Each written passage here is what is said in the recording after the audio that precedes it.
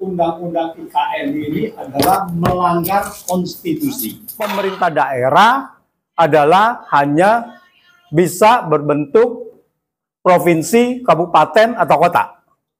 Tidak bisa berbentuk badan otorita. Di IKN itu dengan badan otorita, mereka itu melakukan aneksasi terhadap daerah seluas 256.000 hektar. Itu tidak boleh. Publik dibohongi, tidak ada dana APBN apa segala, kita sudah tahu bagaimana pembohongan-pembohongan yang sudah dilakukan oleh pemerintahan ini. Tidak ada satupun jejak yang mengatakan investor asing itu mengatakan bahwa dia berminat untuk investasi itu. Jadi tidak ada malunya pejabat ini. Proyek ini akan mangkrak juga gitu. Tidak mungkin bisa diteruskan. Jadi Jokowi ini membahayakan posisi Indonesia terkait dengan ibu kota. Sudah negara ini sudah amburadul sekali di bawah pemerintahan Jokowi gitu.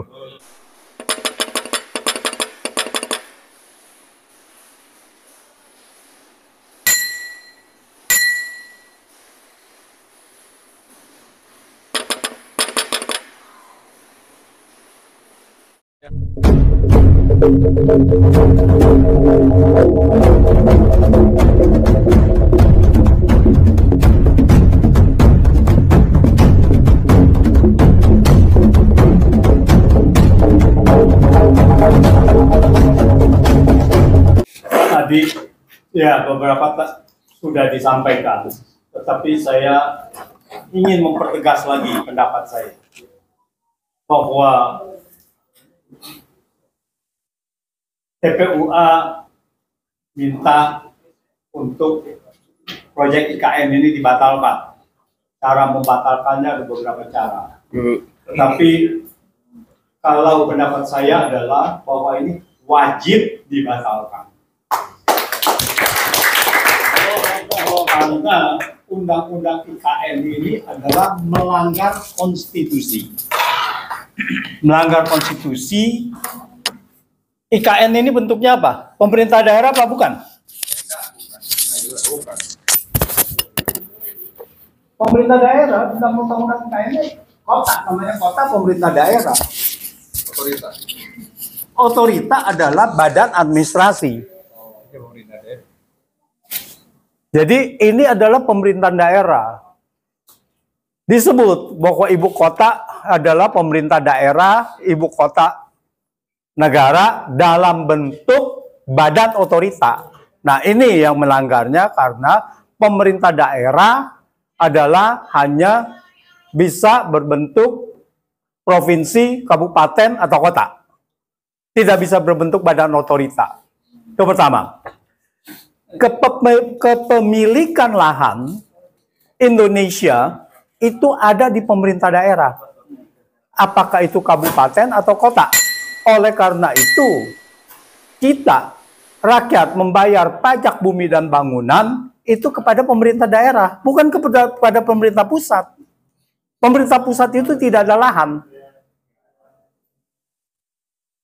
Untuk daerah khusus seperti Jakarta, kita ke pemerintahan daerah.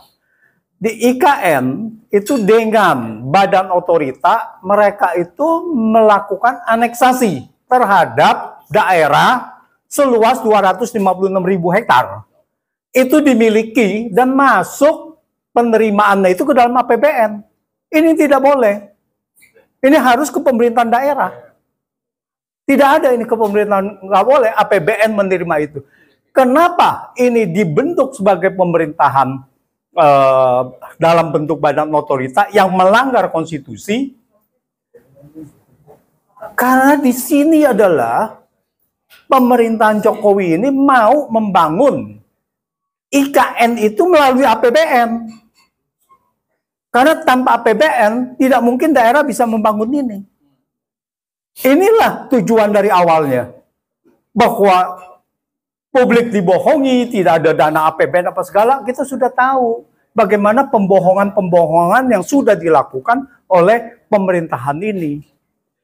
Pembohongannya ini begitu sistematis, sampai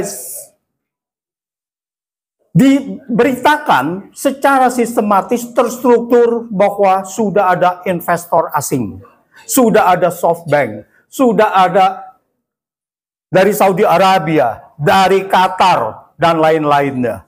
Tapi itu semuanya pembohongan semuanya.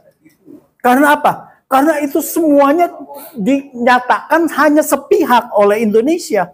Tidak ada orang kalau mau investasi adalah mereka melakukan press conference, ya, lalu mengatakan, ya saya berminat. Tidak ada satupun jejak yang mengatakan investor asing itu mengatakan bahwa dia berminat untuk investasi itu. Jadi ini sudah pembohongan terstruktur sekali. Jadi ini wajib batal. Apa konsekuensinya? Ya konsekuensinya tadi yang sudah dikatakan bahwa ini terjadi kerugian negara. Kerugian negara ya harus diusut. Korupsi. Jadi di situ dikatakan bahwa SoftBank mau investasi 30-40 miliar. Ini tidak ada malunya pejabat ini. Nguber-nguber sampai ke Qatar, nguber-nguber sampai ke Saudi Arabia, minta-minta untuk investasi. Sampai kalau nggak salah ada jalan tol dinamakan MBZ. Ini gimana? Itu pun dikorupsi. Itu pun dikorupsi kan? Sangat luar biasa gitu. Nah, jadi ini mau tidak mau bahwa ini harus wajib batal. Jadi saya sarankan TPUA ini mau jalan apapun ini harus batal. Tadi Bang Egy mengatakan bahwa ada beberapa cara, tetapi saya melihatnya adalah bahwa gugatan ke MK ini harus segera dilakukan. Karena ini adalah bukti bahwa ini adalah melanggar. Bahwa kalau dengan DPR mengkoreksi, lalu Perpu mengkoreksi dan sebagainya, itu seolah-olah tidak ada pelanggaran. Pelanggaran ini tidak bisa didiamkan. Jadi ini harus dilakukan bahwa nantinya ada, karena toh proyek ini akan mangkrak juga gitu. Tidak mungkin bisa diteruskan dengan APBN kekuatannya segini. Tahun ini aja, sampai dengan Januari sampai April, penerimaan pajak ini sudah turun 8%. Seharusnya naik 8%. Jadi secara total sudah diskrepensi, ada selisih dengan target itu sudah 15, nantinya akan menjadi mungkin antara 15 sampai 20%. Selisih penerimaan pajak. Turunnya, selisihnya adalah penurunannya shortfall itu adalah sekitar mungkin diperkirakan bisa sampai 15%. Jadi tidak ada. Jadi kalau yang tadi dikatakan bahwa oh ini siapa Luhut ya minta bahwa ini ditambahkan apa segala, ini melanggar undang-undang APBN. Karena apa? Karena tidak ada detailnya. Karena apa? Undang-undang APBN itu setiap pengeluaran di dalam APBN harus sudah dirinci unit organisasi dan fungsi dan program.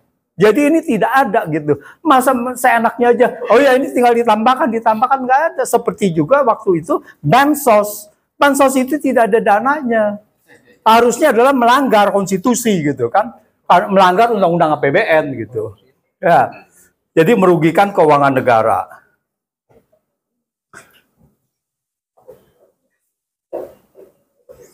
Terus poin selanjutnya adalah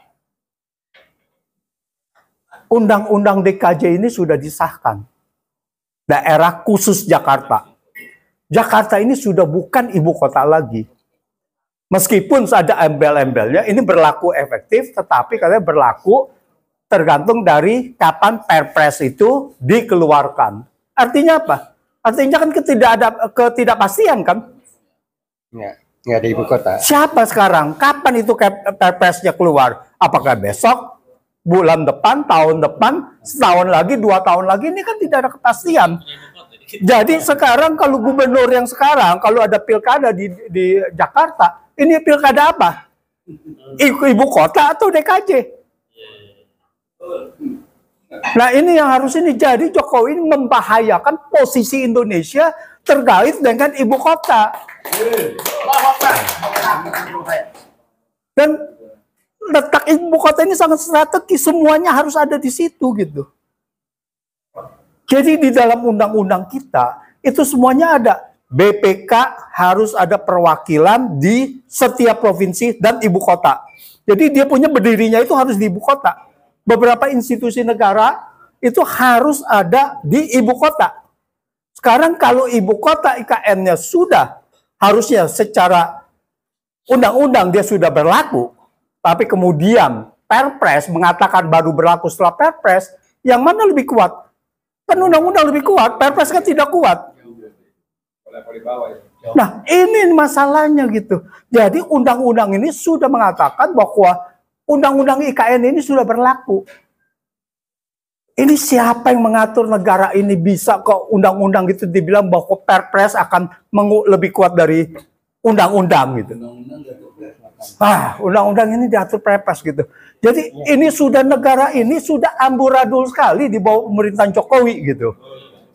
Jadi tidak bisa tidak bahwa ini harus dibatalkan dan Jokowi termasuk di dalam UIKN ini harus dimintakan pertanggungjawabannya gitu kan. Kapanpun apakah dia masih menjabat atau setelah menjabat, saya rasa ini semuanya harus digugat dan TPUA ini saya harapkan juga mempunyai akan mengadvokasi untuk hal ini penegakan kedaulatan dari kita punya hukum. Terima kasih.